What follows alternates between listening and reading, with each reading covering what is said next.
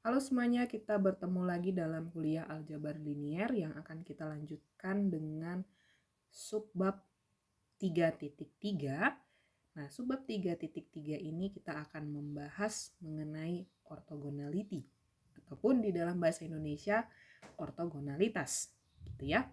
Nah, sekarang kita lihat dulu istilah ortogonal ini seperti apa sih, gitu kan? Kalau di garis ya ataupun di bidang kita mengenal istilah yang namanya perpendicular. Oke, kita mengenal istilah yang namanya perpendicular. Ini bisa dipakai untuk garis ataupun bidang. Nah, kalau istilah yang satunya lagi yaitu ortogonal, ini kita bisa pakai di vektor. Ya, jadi pembedanya itu aja ya, biar enggak nggak mencampurkan satu istilah dengan istilah yang lainnya. Perpendicular ataupun ortogonal artinya sama, artinya adalah tegak lurus. Jadi kalau misalnya di garis, berarti kan garisnya yang saling tegak lurus, gitu kan? Nah, kalau di ortogonal berarti yang tegak lurus itu adalah vektor-vektornya. Kita istilahkan untuk vektor. Sekarang menentukan antara dua vektor itu saling tegak lurus, kita bisa lihat dengan melihat sudut yang dibentuk oleh keduanya. Misalkan ada vektor U dan ada vektor V. Kita berikan untuk definisi secara umum yaitu dimensinya dimensi N. Jadi saya tidak batasi dimensi berapa tapi dimensinya N. Nah, sudut yang dibentuk oleh vektor U dan V ini kita notasikan dengan theta. Oke? Dan perlu dicatat di sana bahwa baik U dan V kedua-duanya merupakan vektor yang tidak nol. Nah, bagaimana cara menentukan theta? Sebelumnya kita sudah pernah menentukan theta itu di subbab-subbab yang sebelumnya bahwa theta itu diberikan oleh arcus cosinus ini ya dari U dot V per norm U kali norm V. Nah, jadi kita menentukannya dari sini kan gitu kan ya. Sekarang kalau mau melihat kedua vektor saling tegak lurus atau tidak, berarti kan kita harus tahu bahwa theta ini sama dengan 90 ataupun pi per 2 dalam satuan radian gitu ya. Nah, imbasnya adalah kalau misalnya si theta ini adalah pi per 2, maka si arcus cosinusnya ini di dalam kurung ini harus bernilai 0 kan gitu kan? Yang di dalam kurung ini harus bernilai 0. Nah, gimana caranya supaya arcus cosinus yang di dalam fungsinya ini ya kan yang U dot V per norm U norm V ini sama dengan 0, kita tahu bahwa kalau misalnya pembilangnya itu adalah 0 mau berapapun penyebutnya ya, ini pembilangnya ini 0 dan mau berapapun penyebutnya, maka akan bernilai 0 kalau misalnya si pembilang ini bernilai 0 gitu. Nggak masalah mau berapapun di bawah ini, nggak masalah. Yang jelas pembilang ini harus bernilai 0. Atau dengan kata lain ini ya saya buatkan lagi lah ya bahwa U dot V-nya itu yang sama dengan 0. Nah, jadi kalau misalnya mau mencari mau mengidentifikasi apakah dua buah vektor saling ortogonal atau tidak, cukup dengan menunjukkan dot produk di antara keduanya harus sama dengan 0. Nah, dengan catatan dot produk ini kan skalar hasilnya. Jadi 0 dimaksud di sini adalah 0 secara skalar, bukan 0 secara vektor ya. Oke, so sekali lagi ditegaskan di dalam definisi 1. Dua buah vektor tidak 0, U dan V, di dalam dimensi N dikatakan saling ortogonal jika perkalian dot produk dari U dot V itu sama dengan 0. 0 sebagai skalar. Nah, jadi ini berlaku secara umum untuk setiap vektor di Rn, gitu kan? Bisa ya? So, kita lihat contohnya biar lebih mudah untuk memahaminya. Misalkan ini ya contoh yang pertama, ada U. U ini suatu vektor yang diberikan oleh min 2, 3, 1, 4. Dan ada V, itu sebuah vektor yang diberikan oleh 1, 2, 0, minus 1. Nah, kita akan tunjukkan kedua-duanya ini saling ortogonal. Caranya gimana? Caranya cukup dengan menunjukkan dot produk dari U dot V. Sedemikian sehingga kita dapatkan perkaliannya ya, perkalian dotnya itu adalah min 2 dengan 1, ya, lihat komponen-komponen yang saling bersesuaian, terus udah gitu 3 dengan 2, terus 1 dengan 0, 4 dengan minus 1. Kita jumlahkan setiap perkalian komponen-komponennya tadi, hasilnya adalah 0. Dengan demikian kita bisa simpulkan bahwa vektor U dan vektor V saling ortogonal. Nah, yang contoh kedua, ini kita ngambil contohnya itu adalah dari standard unit vectors. Masih ingat dengan standard unit vectors? Iya, standard unit vectors itu adalah vektor-vektor yang besarnya sama dengan 1 dan inisialnya, titik asalnya itu ada di 000. Oke? Dalam hal ini, standard unit vectors yang dimaksud itu ada di dimensi 3. Sekarang, kita mau kasih tunjuk bahwa masing-masing standard unit vectors ini saling ortogonal satu dengan yang lainnya. Atau dengan kata lain, I dengan J saling ortogonal, J dengan K saling ortogonal, I dengan K juga saling ortogonal. Oke? Nah, kita tunjukkan kalau gitu dot produknya ya kan, I dengan J, I dengan K, J dengan K akan sama dengan 0. Oke. Nah, karena berlaku juga sifat komutatif di dalam perkalian vektor, ini sama dengan bentuk perkaliannya adalah J kali I, J dot I gitu ya. Terus ada K dot I, K dot J dan sama dengan 0. Oke, kita hitung masing-masing. So, untuk I dot J atau ini sama dengan J dot I, nilainya adalah 100.0.010 dan hasilnya adalah 0. Demikian juga untuk I.K dan I.K ini sama dengan K dot I, hasilnya 0. J.K sama dengan K dot J, hasilnya juga 0. Jadi dengan demikian kita bisa simpulkan bahwa standard unit vectors di dalam dimensi 3, mereka ini saling ortogonal satu dengan yang lainnya. Gitu kan ya, pasangan-pasangannya itu saling ortogonal. Oke, gampang ya. Next, di sini kita berbicara mengenai garis dan bidang. Garis dan bidang untuk garis itu kita khususnya kita di ini ya, dimensi 2. Dan kalau yang bidang khususnya itu untuk di dimensi 3. Sementara untuk bidang berbicara di dimensi 3. Nah, kalau garis itu biasanya ditentukan secara unik oleh kemiringan dan juga satu dari titik yang ada di garis tersebut gitu kan. Sementara kalau bidang itu ditentukan secara unik oleh inclination. Sebenarnya istilah slope, istilah inclination tuh sama gitu ya. Cuman kita sepakati aja di sini slope itu untuk garis dan inclination itu kita untuk bidang. Ya kan? Nah, balik lagi tadi ya, si bidang itu ditentukan oleh inclination dan juga salah satu dari titiknya. Titik yang dimaksud itu adalah titik pada bidang gitu kan. Nah, karena bisa ditentukan oleh salah satu dari titiknya, bisa ditentukan oleh salah satu dari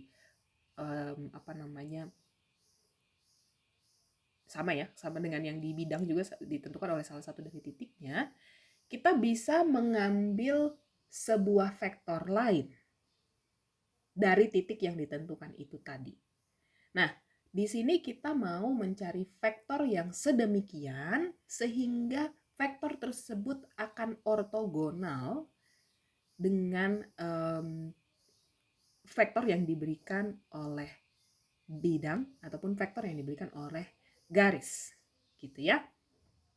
Oke, so salah satu caranya itu kita akan gunakan sebuah vektor tidak nol, ya, sebuah vektor tidak nol, dan vektor tidak nol ini tadi berada di garis, boleh berada di garis, ataupun vektor itu juga, vektor tidak nol itu tadi boleh berada di bidang. Kita fokus dulu ke yang garis lah ya, biar nanti lebih mudah. Let's say kita punya sebuah vektor di sepanjang garis. Ini ada garis, let's say namanya garis L gitu lah ya. Ini garisnya garis L. Nah, ada satu vektor di sepanjang garis L yang ditentukan secara random, secara acak. Pokoknya dia ada di garis L. Sekarang saya mau menentukan sebuah vektor yang ortogonal dengan vektor apapun yang ada di garis L tersebut. Oke, tapi kan saya bisa ngambil ini tadi ya, salah satu titik secara spesifik tadi ya, karena kan tadi di depan udah kita declare sedemikian. So, saya ngambil vektornya itu adalah vektor yang diberikan oleh PXY dan juga P0 yang diberikan oleh titik X0, Y0. Oke. Nah, terus saya ngambil vektor yang ortogonal dengan vektor saya ini. Sedemikian sehingga komponennya itu diberikan oleh AB. Nah, vektor yang ortogonal inilah yang saya namai dengan N, ataupun yang tadi disebut sebagai normal. Ya, yang disebut sebagai normal. Bisa ya? Maksudnya seperti itu ya gambarannya. Jadi ada vektor tadi kan ya, vektor di sepanjang garis L, ditentukan secara sembarang, boleh ngambil secara sembarang, dan kemudian kita mau menentukan vektor yang ortogonal dengan vektor tersebut. Oke? Nah, itu untuk yang dimensi 2. Sekarang kita ke dimensi 3. Untuk yang dimensi 3 sedemikian ya. Jadi ada bidang ini diberikan oleh yang diwarnain abu-abu ini sebenarnya bidang gitu kan ya. Jadi bidang ini tentu diberikan oleh persamaan bidang. Persamaan bidang AX plus B plus CZ plus apa? Saya jadi lupa. Pokoknya ini diberikan oleh persamaan bidang. Nah, bidangnya jadi seperti demikian. Ya, ini karena dibatasin aja oleh sumbu-sumbu positif, tapi sebenarnya bisa lebih lebar lagi. So, di bidang itu tadi saya ambil vektor secara sembarang yang diberikan oleh P, X, Y, Z dan P0. P0 ini diberikan oleh X0, Y0, Z0. Nah, saya mau ngambil vektor yang ortogonal dengan vektor saya ini. Saya beri nama sebagai N yang punya komponen-komponennya adalah A, B, C. Oke? Nah, vektor N ini tadi juga disebut sebagai vektor normal. Konsepnya sama, sama-sama mencari vektor yang ortogonal, baik itu di garis maupun di bidang. Kan ya? Nah, mau seperti apa nanti dia? Kita lihat kalau gitu. Kita tahu bahwa kalau tadi kan udah dibahas sebelumnya, perkalian titik antara dua buah vektor itu akan sama dengan 0 jika iya, kedua vektornya saling ortogonal. Nah, ini juga berlaku. Jadi, si normal itu tadi dikalikan dengan vektor yang kita bentuk, karena kan vektornya tadi dibentuk oleh ini kan ya, apa namanya? P0 sama si P tadi kan ya. P0 itu ada X0, Y0, Z0, kemudian si P-nya adalah X, Y, Z. So, vektor yang dibentuk kita notasikan dengan ini, P0P. Nah, kalikan perkalian titik gitu ya, di antara keduanya dapat hasil 0. Oke, nah sebagai catatan bahwa P-nya itu adalah titik sembarang, arbitrary point, dan juga si baik itu di garis gitu kan ya, di dua dimensi, dan juga arbitrary point di plane, di bidang. Oke, jadi sama dia, baik di 2 dimensi maupun 3 dimensi. Nah, balik lagi, tadi kita mau cari ini kan ya, perkalian titiknya ya, perkalian titiknya. Oke, akan sama dengan 0. Nah, ingat bahwa vektor kita P0P itu kalau di garis diekspresikan sebagai X kurang X0, Y kurang Y0, sementara di bidang diekspresikan sebagai X kurang X0, Y kurang Y0, Z kurang Z0. Oke. Nah, dengan berdasarkan yang dua ini, kita bisa tuliskan kembali persamaan ini, persamaan satu ini ya, sebagai AX kurang X0 tambah BY kurang Y0 sama dengan 0, untuk menunjukkan perkalian titik di antara N dengan P, 0P ini sama dengan 0. Ya kan? Ataupun untuk menunjukkan kedua vektor tadi saling ortogonal, gitu kan, untuk di garis. Nah, untuk di bidang bagaimana? Kita juga bisa pakai ekspresi tersebut, bahwa AX dikurang X0 ditambah BY dikurang Y0 ditambah CJ dikurang Y0 sama dengan 0 untuk di bidang, untuk mengekspresikan bahwa perkalian titik dari si N dengan P, 0P itu sama dengan 0. Oke, bisa ya? Tahu kan tadi ya, A, B-nya ini apa?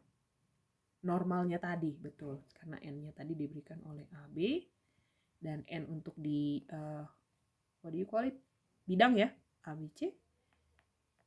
Diberikan oleh ABC untuk N-nya, untuk normalnya. Jadi perkalian titiknya itu kan jadi sedemikian, jadi kayak begini kan. Ya kan? Oke, bisa ya? Oke, next. Sekarang saya punya contoh untuk menjelaskan persamaan tadi. Kalau kita dikasih persamaan di R2 ada 6 dikurang X 6 kali X kurang 3 ditambah Y tambah 7 sama dengan 0. Kita bisa langsung tahu dari bentuk yang ini kan ya. Saya akan tuliskan kembali AX X0 B Y Y0 sama dengan 0. Oke. Kita kan tadi punya persamaan ini ya. AX kurang X0 plus BY kurang Y0. Oke. Nah, dengan mudah kita bisa langsung tahu A-nya 6, B-nya 1, ya kan? Terus X0, Y0-nya itu adalah 3 sama minus 7. Ya toh? Jadi persamaan ini adalah persamaan yang merepresentasikan sebuah garis yang melewati titik 3, min 7 dengan normal N sama dengan 61. Apa tadi normal? Betul, vektor yang ortogonal dengan garis kita ini. Ya langsung dapet ya kan? 61 udah langsung tahu kita. Karena dari bentuk ini. Nah, terus udah gitu kalau bentuknya kayak gini gimana? 4x minus 3, 2y, terus minus 5z kurang 7. Nah, ini kita pakai persamaan yang satu lagi yang di bidang itu kan, yang ax min x0 plus by min y0 plus c. Z min z0 sama dengan 0. Dengan mudah kita bisa langsung tahu A, B, dan C diberikan oleh ini ya. Ada 4, ada 2, sama ada minus 5. Normalnya adalah 4, 2, minus 5.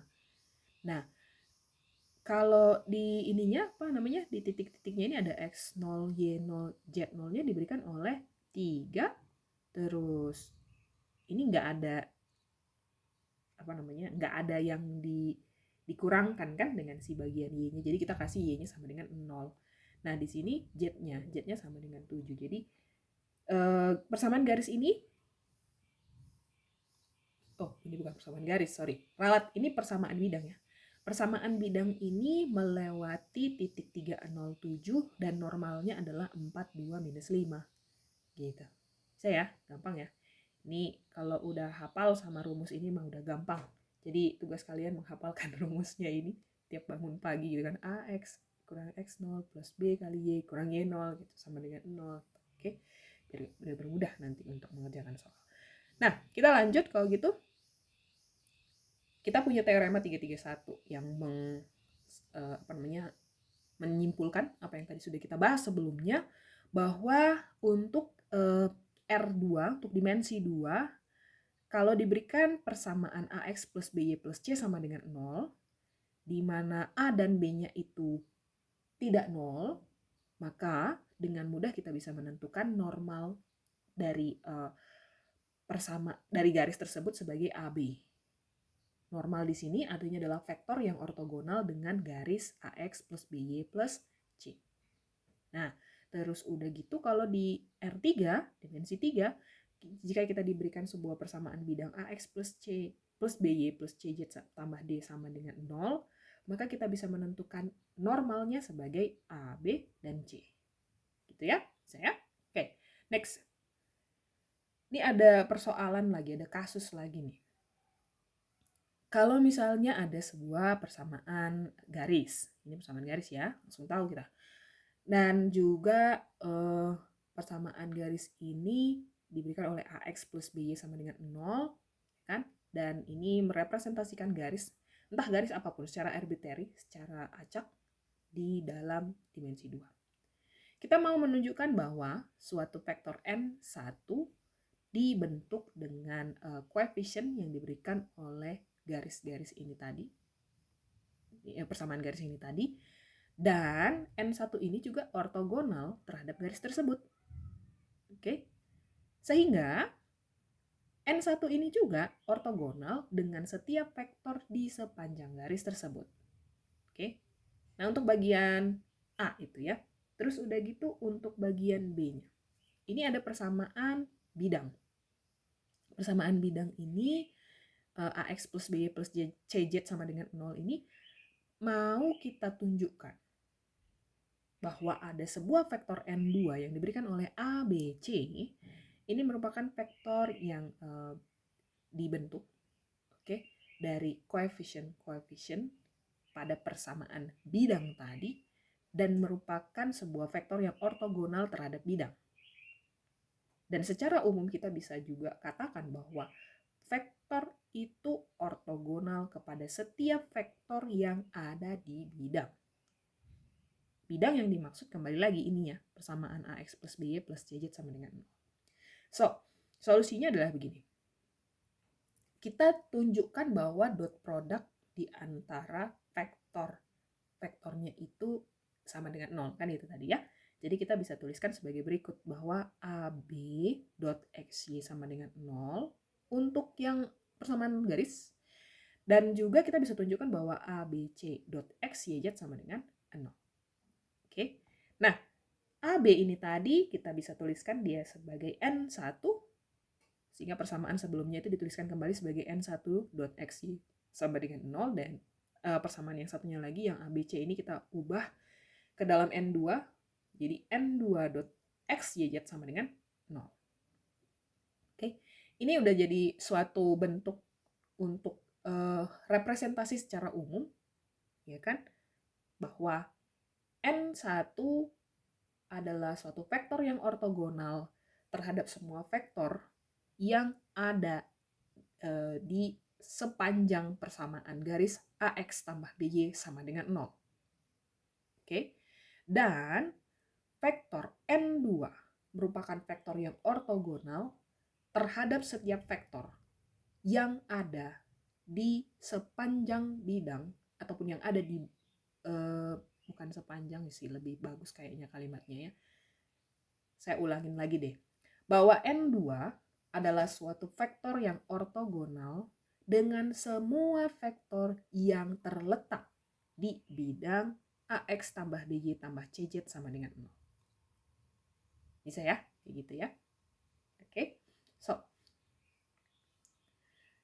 kalau tadi kita udah lihat tentang dot product di antara dua vektor yang saling ortogonal, sekarang kita mau buat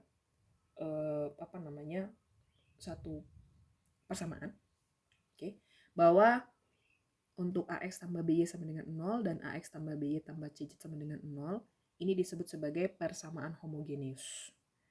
Nah, persamaan homogeneus ini menunjukkan bahwa bisa kita tuliskan kembali gitu ya dalam bentuk vektor untuk vektor N dot X sama dengan 0, di mana si N-nya itu adalah koefisien dari vektor dan X-nya adalah vektor yang tidak diketahui. Oke. Nah, kalau di R2 disebut sebagai bentuk vektor untuk sebuah garis, dan di R3 disebut sebagai bentuk vektor di sebuah bidang.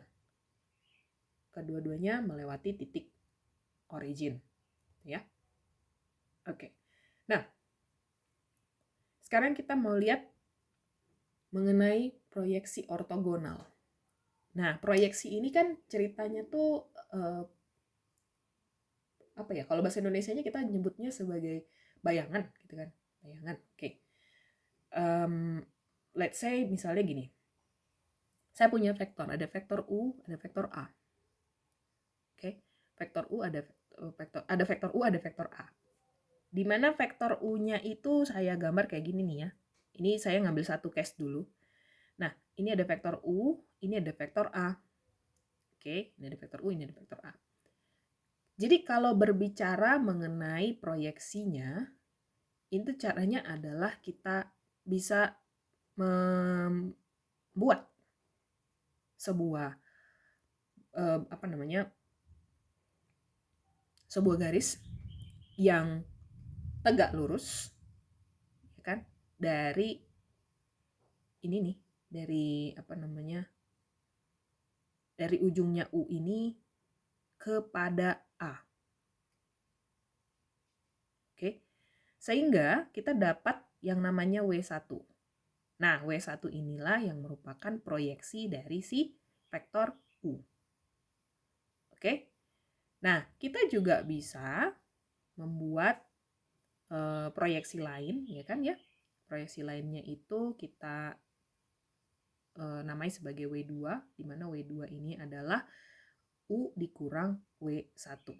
Sesuai dengan aturan segitiga gitu kan yang sebelumnya kita udah pelajari.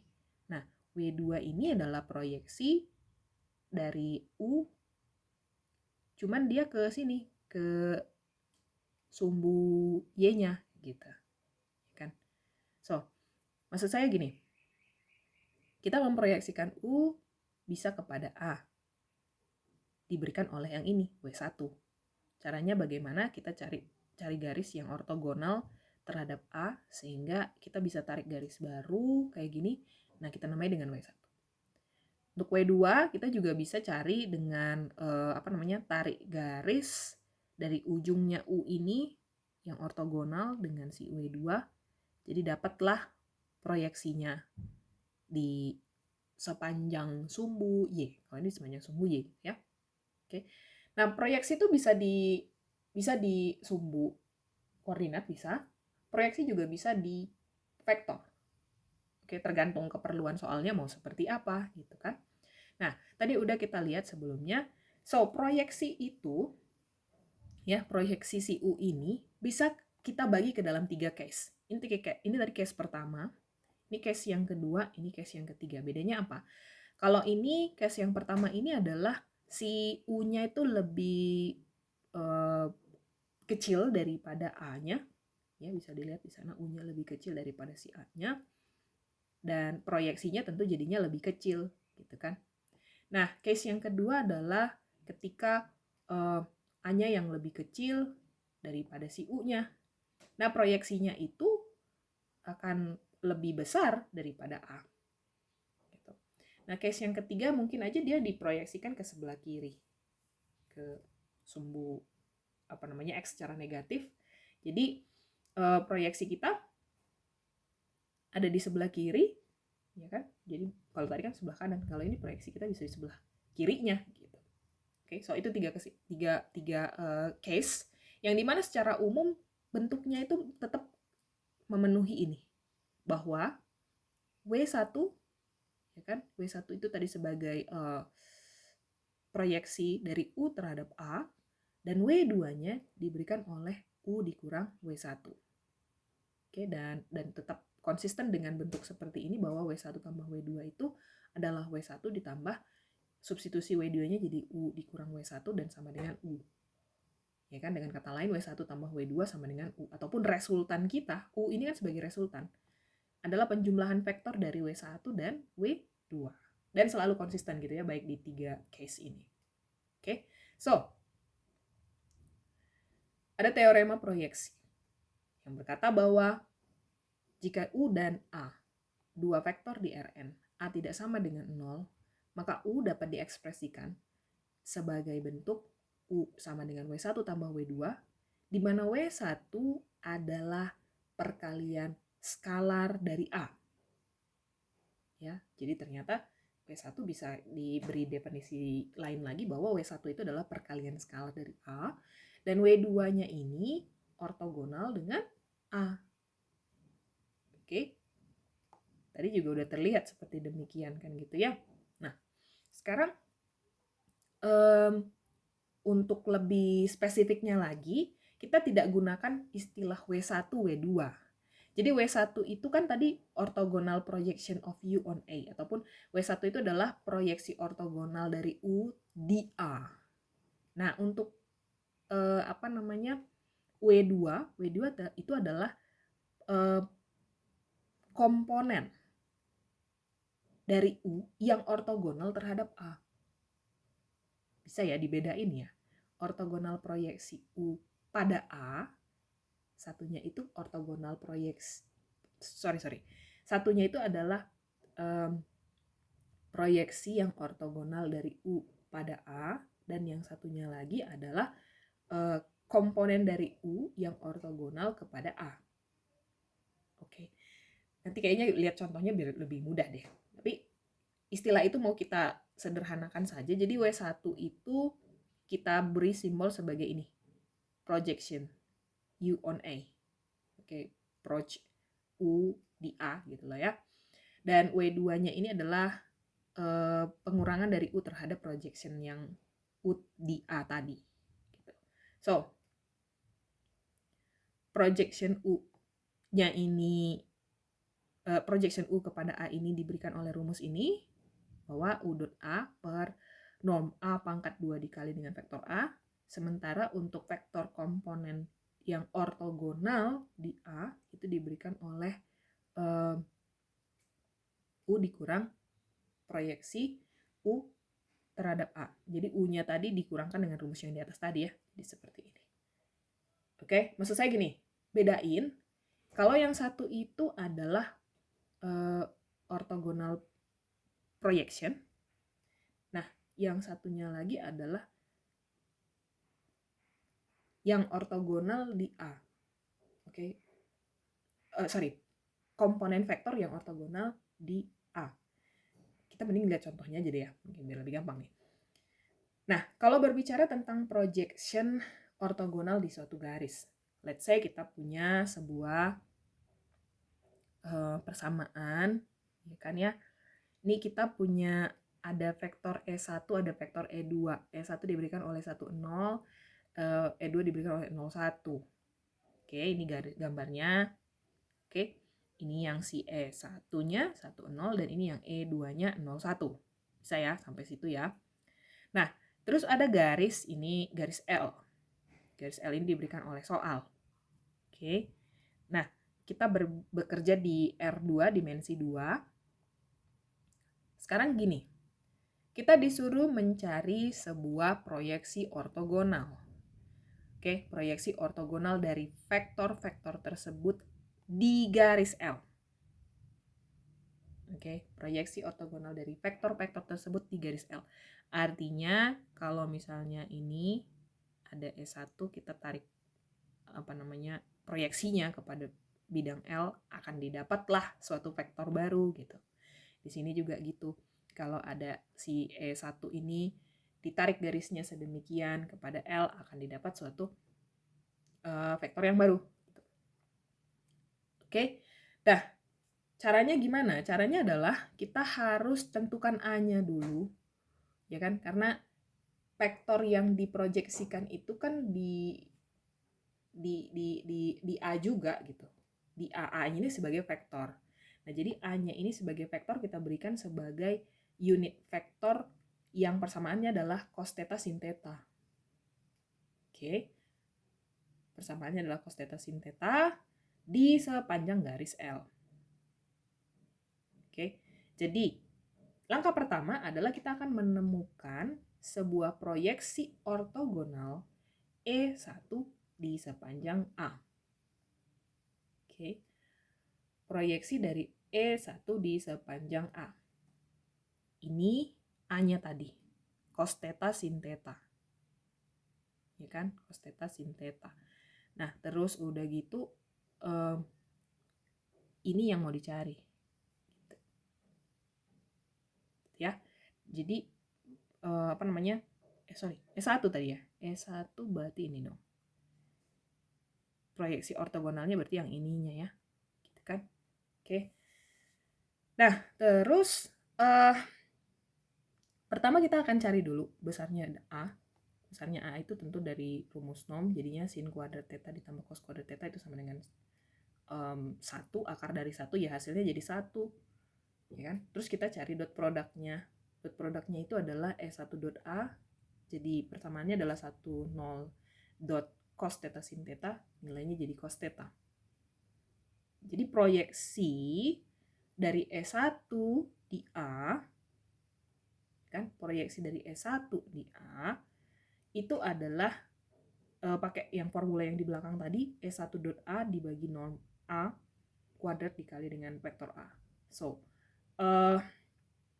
E1 dot A ini tadi ya kan, cos theta, kita bisa tuliskan cos theta, terus yang A, norm A dikuadratkan hasilnya 1, nggak perlu dituliskan juga boleh, langsung dikali dengan si A-nya, cos theta dikali cos theta sin theta, hasilnya jadi cos kuadrat theta sin theta cos theta. Nah ini adalah proyeksi, sekali lagi ya, ini adalah proyeksi dari E1 di vektor A. Inilah proyeksi dari E1 di vektor A. Gitu kan? Nah, terus yang satunya lagi nih, yang E2. Kita cari dulu E2.A sebagai dot produknya. Jadi kita kalikan 0,1 dikali dengan cos theta sin theta, hasilnya adalah sin theta. Nah, terus carilah proyeksi dari E2 di A tadi. Diberikan oleh yang ini, E2.A per norm A kuadrat dikali dengan A. Kita tahu bahwa E2.A tadi sama dengan sin theta. Ini nggak ditulis lagi karena sama dengan 1, nggak masalah. Terus masukkan vektor A. Vektor A-nya adalah cos theta sin theta. Jadi nilainya menjadi sin theta cos theta sin kuadrat theta. Nah, ini adalah proyeksi dari E2 di vektor A. Proyeksi dari E2 di vektor A. Gitu ya. Kayaknya ada satu contoh lagi deh biar lebih mudah ya. Misalnya gini. Ada vektor U. U itu adalah 2 min 1, 3. Dan ada vektor A. A itu adalah 4 min 1, 2. Kita mau menemukan yang namanya komponen vektor dari U di sepanjang A. Ya. Berbicara tentang komponen vektor di sepanjang dari U di sepanjang A, berarti itu kan kayak cari W1 tadi kan. Nah, terus satunya lagi adalah mencari komponen vektor dari U yang ortogonal di A. Oke. Saya tadi ada sedikit ilustrasinya, tapi sebelum ke sana saya selesaikan dulu lah ya biar lebih mudah. Kita cari dulu dot produknya, dot produk antara U dan A. U dan A-nya ini dapatlah perkaliannya ini kan 2 kali 4 min 1 min 1 terus 3 kali 2 hasilnya 15. Kemudian normnya norm A karena kita berbicara di sepanjang vektor A. Jadi A-nya itu dicari normnya sama dengan 21. Habis itu kita menentukan projection dari U di sepanjang A dengan rumus yang tadi ya. Sedemikian didapat hasilnya adalah ini. 20/7 min 5/7 10/7. Nah, ilustrasinya sebentar ya, saya bisa kasih tunjuk dulu mungkin lebih mudah.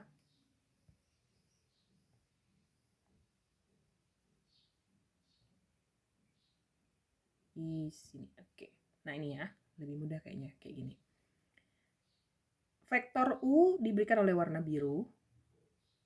Vektor A diberikan oleh warna merah. Sekali lagi, vektor U-nya ini yang biru. Bisa ditulis nggak ya? Saya nggak tahu deh. Nggak bisa, oke.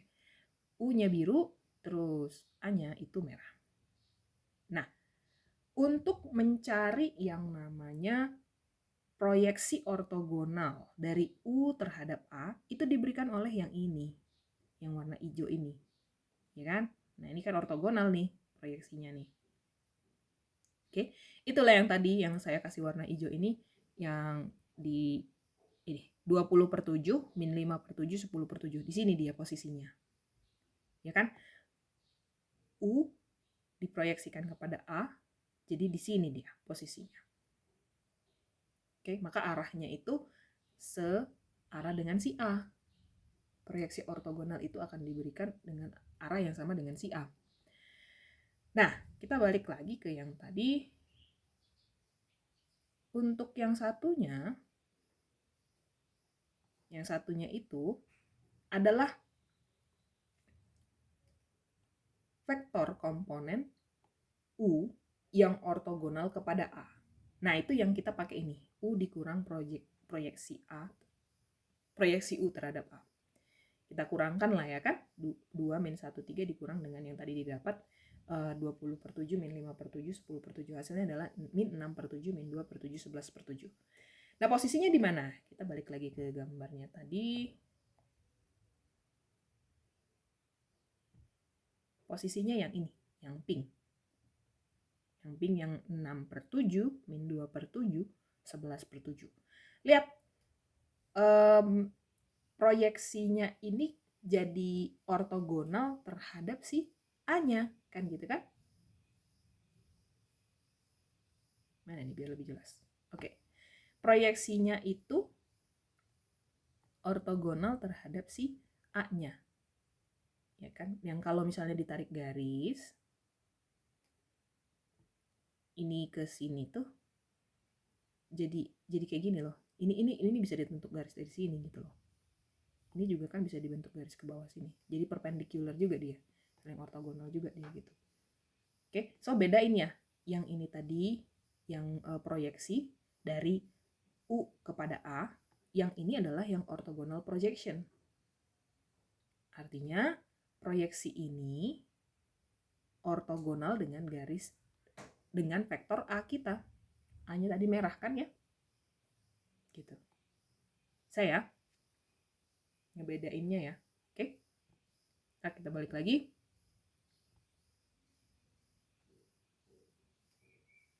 Oke. Dan kalau kalian cek perkalian dot product di antara keduanya, ini dengan ini, hasilnya nanti 0. Oke, boleh ya, nanti coba cari. Benar nggak sih dot produknya nanti sama dengan 0. Oke. So, ini juga ada satu formula yang diturunkan yang kita bisa gunakan juga nanti untuk mengerjakan soal, bahwa kalau misalnya besarnya dari proyeksi U terhadap A itu bisa ditentukan dengan rumus ini. Bentuk mutlak dari dot produk U A dibagi dengan norm dari A. Oke, yang diturunkan dari sini ya. Dari sini kita bisa tentuin normnya besar dari projection U terhadap A tadi. Dan juga theta itu menotasikan sudut di antara U dan A. Maka U dot A sama dengan norm A cosinus theta, sehingga projection dari si U pada vektor A bisa juga diberikan oleh ini ya, norm U dikali dengan cosinus theta. Oke, jadi kita bisa pakai dua bentuk ini. Oke. Nah, terakhir ini adalah teorema Pythagoras yang ada di dimensi ke n, bahwa untuk U dan V yang saling ortogonal akan berlaku bentuknya U tambah V.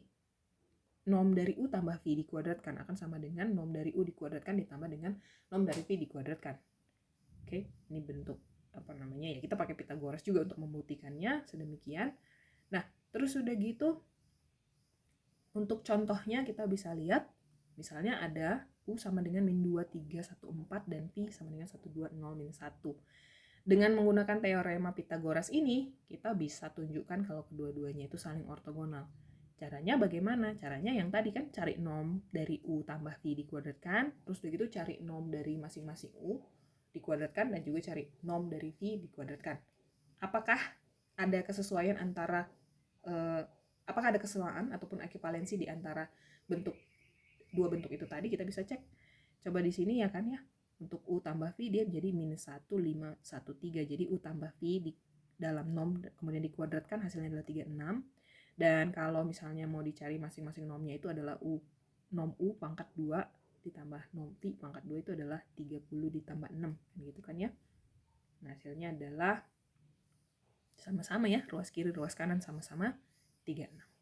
So, teorema berlaku dan ini mengindikasikan bahwa dua vektor saling ortogonal gitu. Jadi ada beberapa cara untuk mengecek apakah vektor saling ortogonal atau tidak. Kayaknya itu aja pembahasan kita untuk hari ini. Semoga boleh dipahami gitu ya, tapi kalau ada yang kurang dipahami juga bisa nanti ditanyakan kepada saya. Untuk perhatiannya saya ucapkan terima kasih, dan kalau ada kata-kata yang salah mohon agar dimaafkan. Terima kasih, sampai bertemu lagi di sesi berikutnya.